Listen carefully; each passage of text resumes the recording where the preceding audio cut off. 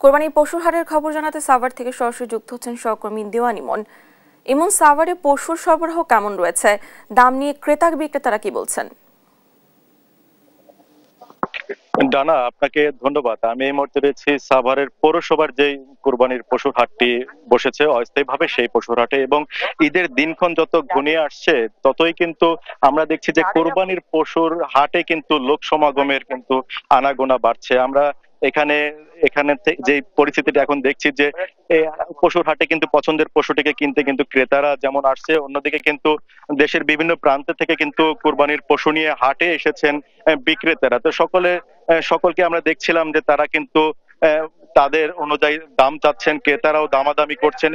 এর মধ্যেই কিন্তু রয়েছে দেখি। তো সবচেয়ে বেশি আমরা যে বিষয়টি লক্ষ্য করেছি যে মাঝারি সাইজের এবং ছোট সাইজের যে কোরবানির পশুগুলো রয়েছে, গরুগুলো রয়েছে, সেগুলোই কিন্তু ক্রেতাদের কিন্তু চাহিদার প্রথম দিকে রয়েছে, এবং বড় গরুর যে সংখ্যাটি এবার রয়েছে সেটির দিকে মানুষের ঝোঁক একটু আমরা কম দেখছিলাম। এবং যারা ক্রেতা আছে তারা যেমনটি বলছিল যে যে এই বছর অন্যান্য বছরের তুলনায় কিন্তু দামটি একটু তাদের কাছে বেশি মনে হচ্ছে। আর ক্রেতারা যেটি বলছেন এই বিষয়ে যে যেহেতু গোখাদ্যের দাম বেশি এবং এবং অন্যান্য যে সমস্ত লালন পালন করতে গিয়ে তাদের যে ব্যয় হয় সেই ব্যয়ের তুলনায় কিন্তু দামটি তারা বলছেন যে ঠিক আছে। এছাড়া আমরা হাট কর্তৃপক্ষকে দেখেছি যে ক্রেতা এবং বিক্রেতার নিশ্চয়তা দিতে কিন্তু তারা কিন্তু নানা ধরনের কিন্তু এখানে ব্যবস্থা রেখেছেন। আইন শৃঙ্খলার পরিস্থিতিও কিন্তু তারা এখানে যেন কোনো ধরনের নির্বিঘ্ন না ঘটে সেই দিকটাকে ঠিক রাখার জন্য কিন্তু থানা পুলিশের পক্ষ থেকে এখানে পুলিশের সদস্যদেরকে নিয়োজিত রাখা হয়েছে। পাশাপাশি কিন্তু আনসার সদস্যরা রয়েছেন,